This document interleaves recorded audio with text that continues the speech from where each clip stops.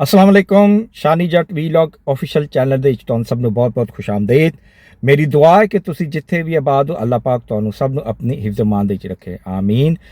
ਮੇਰੇ ਉਹ ਦੋਸਤ, ਮੇਰੇ ਉਹ ਭਰਾ ਜਿਹੜੇ ਅੱਜ ਪਹਿਲੀ ਵਾਰੀ ਮੇਰੇ ਚੈਨਲ ਤੇ ਆਏ ਨੇ, ਉਹਨਾਂ ਕੋਲੋਂ ਗੁਜ਼ਾਰਿਸ਼ ਹੈ ਕਿ ਮੇਰੇ ਚੈਨਲ ਨੂੰ ਜ਼ਿਆਦਾ ਤੋਂ ਜ਼ਿਆਦਾ ਸਬਸਕ੍ਰਾਈਬ ਕਰੋ, ਲਾਈਕ ਕਰੋ, ਸ਼ੇਅਰ ਕਰੋ ਤੇ ਘੰਟੀ ਦਾ ਜਿਹੜਾ ਨਿਸ਼ਾਨ ਹੈ ਉਹਨੂੰ ਤੁਸੀਂ ਦਬਾ ਦਿਓ ਤਾਂ ਕਿ ਮੇਰਾ ਵੀਲੌਗ ਜਿਹੜਾ ਬਰ ਵਕਤ ਤੁਹਾਡੇ ਤੱਕ ਪਹੁੰਚੇ। ਤੇ ਮੇਰੇ ਵੀਲੌਗ ਨੂੰ ਕੋਸ਼ਿਸ਼ ਕੀਆ ਕਰੋ ਕਿ ਐਂਡ ਤੱਕ ਦੇਖੋ ਤਾਂ ਕਿ ਤੁਹਾਡੇ ਤੱਕ ਸਾਰੀ ਖਬਰਾਂ ਜਿਹੜੀਆਂ ਨੇ ਨਾ ਉਹ ਤਫਸੀਲ ਦੇ ਨਾਲ ਪਹੁੰਚ ਜਾਣ। ਅੱਜ ਦੀਆਂ ਖਬਰਾਂ ਜਿਹੜੀਆਂ ਨੇ ਉਹ ਬਹੁਤ ਹੀ ਅਹਿਮ ਹੈਗੀਆਂ ਨੇ ਜਿਨ੍ਹਾਂ ਦੇ ਉੱਤੇ ਗੱਲਬਾਤ ਕਰਨੀ ਹੈ। ਬੜੀ ਅਹਿਮ ਖਬਰ ਕਿ ਜਿਹੜਾ ਡੈਡਲੌਕ ਹੈਗਾ ਸੀ ਅਮਰੀਕਾ ਤੇ ਇਰਾਨ ਦੇ ਦਰਮਿਆਨ ਜਿਹੜੇ ਮੁਜ਼ਾਕਰਾਤ ਹੋ ਰਹੇ ਨੇ ਉਹਦੀ ਬਹਾਲੀ ਜਿਹੜੀ ਹੈ ਨਾ ਉਹ ਕਰ ਦਿੱਤੀ ਹੈ ਡੋਨਲਡ ਟਰੰਪ ਨੇ। ਇਹਦੇ ਉੱਤੇ ਗੁਫ਼ਤਗੂ ਕਰਾਂਗੇ। ਫਿਰ 30 ਮਮਾਲਿਕ ਦਾ ਜਿਹੜਾ ਇਜਲਾਸ ਹੈਗਾ ਉਹ ਇੰਗਲੈਂਡ ਦੇ ਵਿੱਚ ਹੋ ਰਿਹਾ 2 ਦਿਨ ਵਾਸਤੇ ਤੇ ਇਹਦੇ ਉੱਤੇ ਗੁਫ਼ਤਗੂ ਕਰਾਂਗੇ। ਤੀਸਰਾ ਸੁਹੇਲ ਅਫਰੀਦੀ ਨੇ ਅਰਬਾਬ ਨਿਆਜ਼ ਸਟੇਡੀਅਮ ਕ੍ਰਿਕਟ ਸਟੇਡੀਅਮ ਹੈਗਾ ਪਿਸ਼ਾਵਰ, ਉਹਦੇ ਵਿੱਚ ਆਪਣਾ ਜਿਹੜਾ ਨਾ KPK ਅਸੈਂਬਲੀ ਦਾ ਇਜਲਾਸ ਬੁਲਾਇਆ, ਇਹਦੇ ਉੱਤੇ ਗੱਲ ਕਰਾਂਗੇ। ਫਿਰ ਆਪਣੇ ਅਦਾਕਾਰ ਹੈਗੇ ਨੇ ਵਸੀਮ ਅਬਾਸ ਸਾਹਿਬ, ਉਹਨਾਂ ਦੀ ਅੱਜ ਕੱਲ੍ਹ ਜਿਹੜਾ ਨਾ ਉਹ ਸਮਝ ਲਓ ਕਿ 36 ਦਾ ਆંકੜਾ ਚੱਲ ਰਿਹਾ ਸ਼ਹਬਾਜ਼ ਗਿੱਲ ਦੇ ਨਾਲ, ਇਹ ਕੀ ਰੌਲਾ ਹੈ, ਇਹਦੇ ਉੱਤੇ ਗੱਲ ਕਰਾਂਗੇ।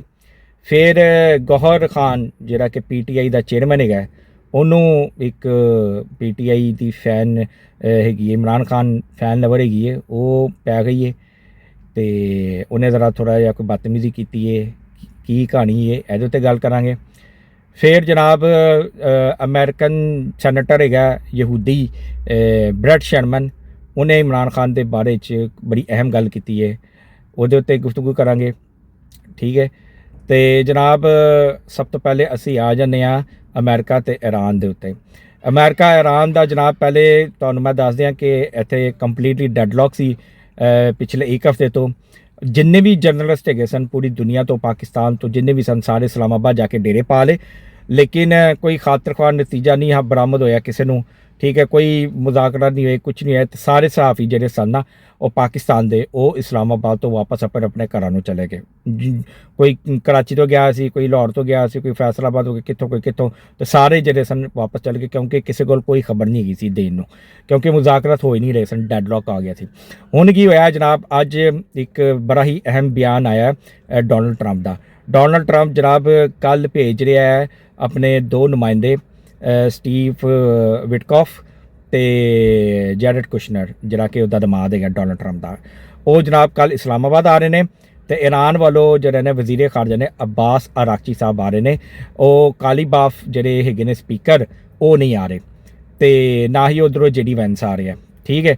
ਅਤੇ ਇਹ ਲੋਕ ਬੈਠ ਕੇ ਅਤੇ ਆਪਣਾ ਕੋਈ ਗੱਲਬਾਤ ਕਰਨਗੇ, ਕੋਈ ਲਾਇਆ ਅਮਲ ਇਖਤਿਆਰ ਕਰਨਗੇ ਅਤੇ ਕੋਈ ਰਸਤਾ ਕੱਢਣਗੇ। ਅਤੇ ਜੇ ਤਾਂ ਕੋਈ ਮੁਜ਼ਾਕਰਾਤ ਹੁੰਦੇ ਹੋਏ ਨਜ਼ਰ ਆਏ, ਕਿਉਂਕਿ ਇਰਾਨ ਨੇ ਸ਼ਰਤ ਲਾਈ ਹੈ ਕਿ ਲੀਬੀਆ ਨੂੰ ਜਿਹੜਾ ਨਾ ਤੁਸੀਂ ਮੁਜ਼ਾਕਰਾਤ ਦਾ ਹਿੱਸਾ ਬਣਾਓ, ਅਤੇ ਇਹ ਅਮਰੀਕਾ ਜਿਹੜਾ ਨਾ ਉਹ ਨਹੀਂ ਬਣਾ ਰਿਹਾ ਸੀ। ਅੱਜ ਲੀਬੀਆ ਅਤੇ ਇਜ਼ਰਾਈਲ ਦੇ ਜਿਹੜੇ ਸਨ ਮੁਜ਼ਾਕਰਾਤ ਹੋਣੇ ਸਨ ਵਾਸ਼ਿੰਗਟਨ DC ਦੇ ਵਿੱਚ, ਅਤੇ ਉਮੀਦ ਕੀਤੀ ਜਾ ਰਹੀ ਹੈ ਕਿ ਉਹਨਾਂ ਦੇ ਜਿਹੜੇ ਨੇ ਮੁਜ਼ਾਕਰਾਤ ਜਿਹੜੇ ਨੇ ਉਹ ਹੋ ਚੁੱਕੇ ਨੇ ਅੱਛੇ ਅੰਦਾਜ਼ ਦੇ ਵਿੱਚ, ਅਤੇ ਜੰਗ ਜਿਹੜੀ ਨਾ ਬੰਦੀ ਹੋ ਗਈ ਹੈ, ਸੀਜ਼ ਫਾਇਰ ਜਿਹੜਾ ਨਾ ਉਹ ਵੀ ਖਤਮ ਹੋ ਗਿਆ, ਜੰਗ ਬੰਦੀ ਹੋ ਗਈ। ਕੁਛ ਇਸ ਤਰ੍ਹਾਂ ਦੀਆਂ ਖਬਰਾਂ ਉੱਧਰੋਂ ਸੁਣਨ ਨੂੰ ਮਿਲ ਰਹੀਆਂ ਨੇ।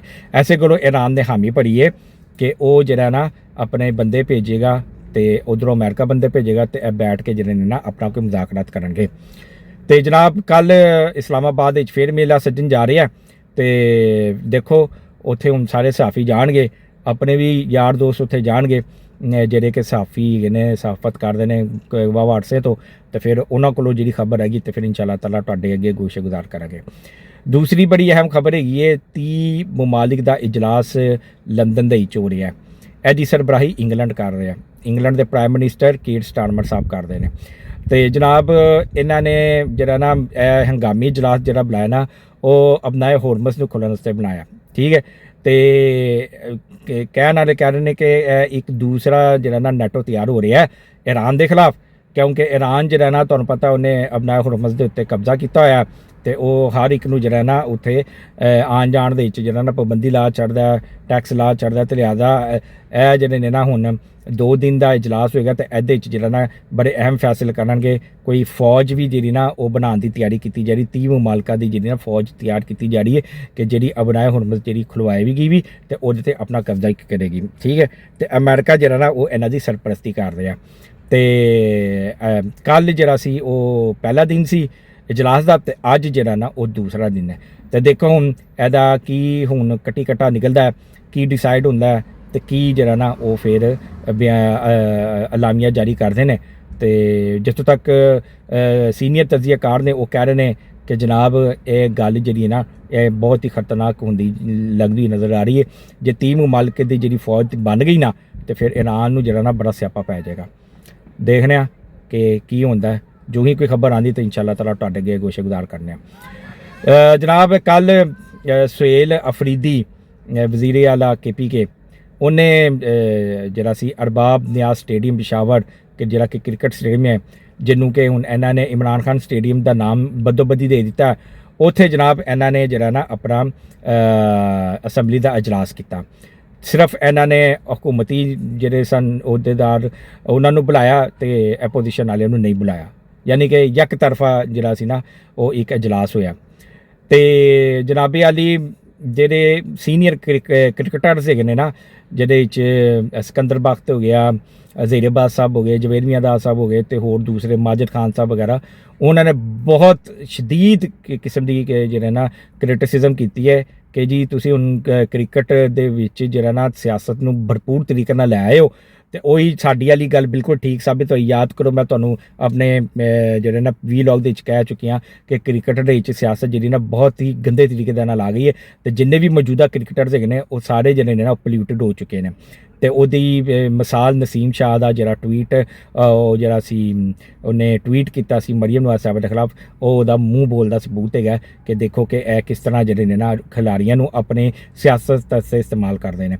ਬਹਰਹਾਲ ਉਹਨਾਂ ਨੇ ਕਿਹਾ ਜੀ ਕਿ ਜੇ ਤੁਸੀਂ ਕ੍ਰਿਕਟ ਗਰਾਊਂਡਾਂ ਦੇ ਵਿੱਚ ਆਪਣੀਆਂ ਅਸੈਂਬਲੀਆਂ ਕਰਨੀਆਂ ਨੇ ਤੇ ਫਿਰ ਅਸੈਂਬਲੀਆਂ ਦੇ ਵਿੱਚ ਫਿਰ ਜਿਹੜਾ ਨਾ ਉੱਥੇ ਫਿਰ ਕ੍ਰਿਕਟਰ ਜਿਹਨਾਂ ਉੱਥੇ ਜਾ ਕੇ ਕ੍ਰਿਕਟ ਮੈਚ ਰਖਵਾ ਲਓ, ਵਨਡੇ ਟੈਸਟ T20 ਜਿਹੜਾ ਮਰਜ਼ੀ ਮੈਚ ਰਖਵਾ ਲਓ ਕਿ ਹੁਣ ਉੱਥੇ ਜਾ ਕੇ ਕ੍ਰਿਕਟ ਹੋਇਆ ਕਰੇਗੀ। ਤੇ ਸੁਹੇਲ ਅਫਰੀਦੀ ਨੂੰ ਬਹੁਤ ਤਨਕੀਦ ਦਾ ਨਿਸ਼ਾਨ ਬਣਾਇਆ ਜਾ ਰਿਹਾ, KPK ਦੀ ਗੌਰਮੈਂਟ ਨੂੰ ਬਹੁਤ ਤਨਕੀਦ ਦਾ ਨਿਸ਼ਾਨਾ ਬਣਾਇਆ ਜਾ ਰਿਹਾ। ਤੇ ਬਕਾਇਦਾ ਜਿਹੜਾ ਇਹਨਾਂ ਨੇ ਇਜਲਾਸ ਕੀਤਾ ਉਹਦੇ ਵਿੱਚ ਸਿਰਫ ਇਹਨਾਂ ਨੇ 2 ਗੱਲਾਂ ਹੀ ਕੀਤੀਆਂ ਨੇ, 2 ਬਿੱਲ ਜਿਹੜੇ ਨੇ ਉਹ ਇਹਨਾਂ ਨੇ ਜਿਹੜੀ ਕਿ ਕਰਾਰਦਾਰ ਦੇ ਤੌਰ ਤੇ ਪੇਸ਼ ਕੀਤੀ ਹੈ। ਉਹ ਹੈ ਕਿ ਜੀ ਇਮਰਾਨ ਤੇ ਬੁਸ਼ਰਾ ਪਿੰਕੀ ਪੀਰਨੀ ਨੂੰ ਆਜ਼ਾਦੀ, ਬਸ। ਹੋਰ ਇਹਨਾਂ ਨੇ ਕੋਈ ਸੂਬੇ ਦੀ ਫਲਾਹ ਬਹਿਬੂਦ ਵਾਸਤੇ ਕੋਈ ਗੱਲਬਾਤ ਨਹੀਂ ਕੀਤੀ, ਕੋਈ ਇਹਨਾਂ ਨੇ ਬਿੱਲ ਨਹੀਂ ਪੇਸ਼ ਕੀਤਾ। ਹਜ਼ਾਰਾਂ ਲੋਕ ਸਟੇਡੀਅਮ ਦੇ ਬਾਹਰ ਜਿਹੜੇ ਸਨ ਪ੍ਰੋਟੈਸਟ ਕਰ ਰਹੇ ਸਨ, ਨਾਅਰੇਬਾਜ਼ੀ ਕਰ ਰਹੇ ਸਨ, ਇਹਨਾਂ ਨੂੰ ਮੁਰਦਾਬਾਦ ਕਰ ਰਹੇ ਸਨ।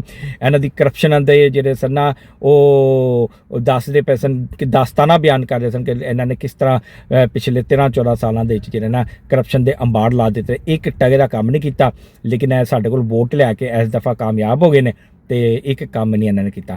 ਤੇ ਇਹਨਾਂ ਨੇ ਸਿਰਫ ਉਹੀ ਵਿਖਾਇਆ ਕਿ ਜੀ ਅੰਦਰ ਦੇਖੋ ਜੀ ਕਿ ਇਜਲਾਸ ਹੋ ਰਿਹਾ, ਲੇਕਿਨ ਇਹਨਾਂ ਨੇ ਉਹ ਨਹੀਂ ਵਿਖਾਇਆ ਕਿ ਬਾਹਰ ਲੋਕੀ ਹਜ਼ਾਰਾਂ ਦੀ ਤਾਦਾਦ ਵਿੱਚ ਪ੍ਰੋਟੈਸਟ ਕਰ ਰਹੇ ਸਨ, ਜੰਗਲੇ ਤੋੜ ਰਹੇ ਸਨ। ਭਾਜਨ ਬੜੀ ਭਾਰੀ ਨਫਰੀ ਪੁਲਿਸ ਦੀ ਜਿਹੜੀ ਸੀ ਨਾ ਉਹ ਤਾਇਨਾਤ ਹੈਗੀ ਸੀ।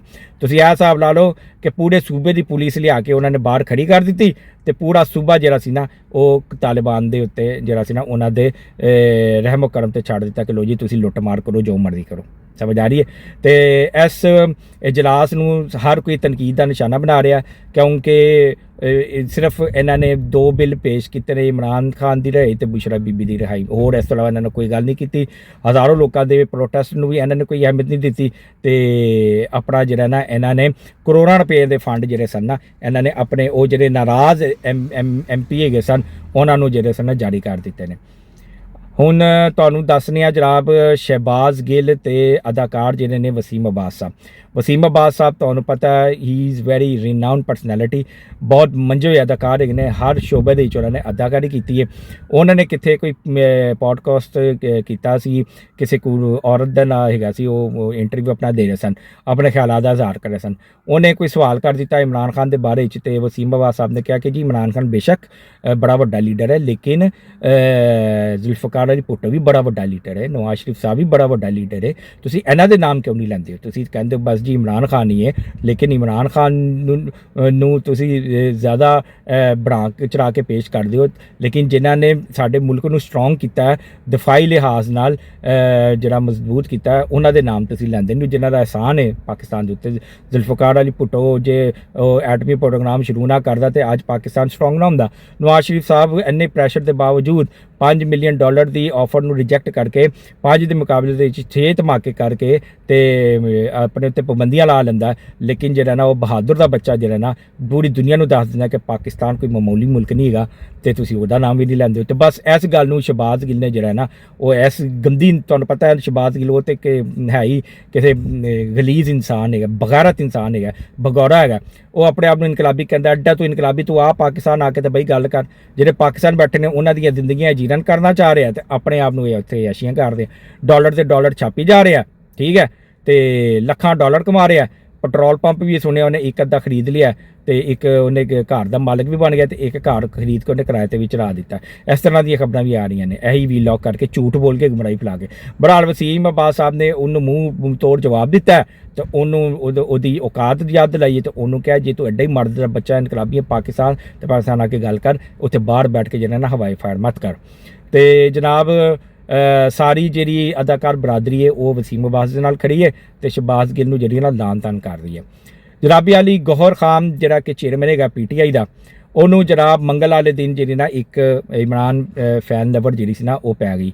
ਉਹਦੀ ਬੜੀ ਬੇਇੱਜ਼ਤੀ ਕੀਤੀ। ਉਹਨੂੰ ਗੌਹਰ ਖਾਨ ਨੂੰ ਕਿਹਾ ਕਿ ਜੀ ਕਿ ਤੂੰ ਚੱਲ ਨੀਮਾ ਖਾਨ ਦੇ ਕੋਲ ਉੱਥੇ ਡਿਆਲਾ, ਤੂੰ ਇੱਥੇ ਖਲੋ ਕੇ ਕੀ ਕਰ। ਉਹਨੇ ਕਿਹਾ ਠੀਕ ਹੈ ਮੈਂ ਚਾਹੁੰਦਾ, ਲੇਕਿਨ ਉਹਨੇ ਬਹੁਤ ਜ਼ਲੀਲ ਕੀਤਾ, ਉਹਨੂੰ ਬੋਰਾ ਬੋਲੀ। ਉਹਨੇ ਕਿਹਾ ਬਸ ਕਰ ਦੇ ਮੁਹਤਰਮਾ, ਤੂੰ ਔਰਤ ਹੈਗੀ ਹੈ, ਤੂੰ ਜਿੰਨੀ ਟਿਕਟੌਕ ਵੀਡੀਓ ਬਣਾਉਣੀ ਹੈ ਤੈਨੂੰ ਬਣਾ ਲਈਆਂ ਨੇ, ਹੁਣ ਤੈਨੂੰ ਖੁਦਾ ਦਾ ਵਾਸਤਾ ਮਤ ਕਰ ਇਸ ਤਰ੍ਹਾਂ। ਤਕਰੀਬਨ ਕੋਈ 3-4 ਮਿੰਟ ਦੀ ਉਹਨੇ ਇਸ ਤਰ੍ਹਾਂ ਵੀਡੀਓ ਬਣਾਈ ਹੈ ਤੇ ਬੜਾ ਉੱਚੀ ਉੱਚੀ ਬੋਲਦੀ ਰਹੀ ਹੈ, ਤੇ ਬੜਾ ਉਹਨੂੰ ਜ਼ਲੀਲ ਕੀਤਾ।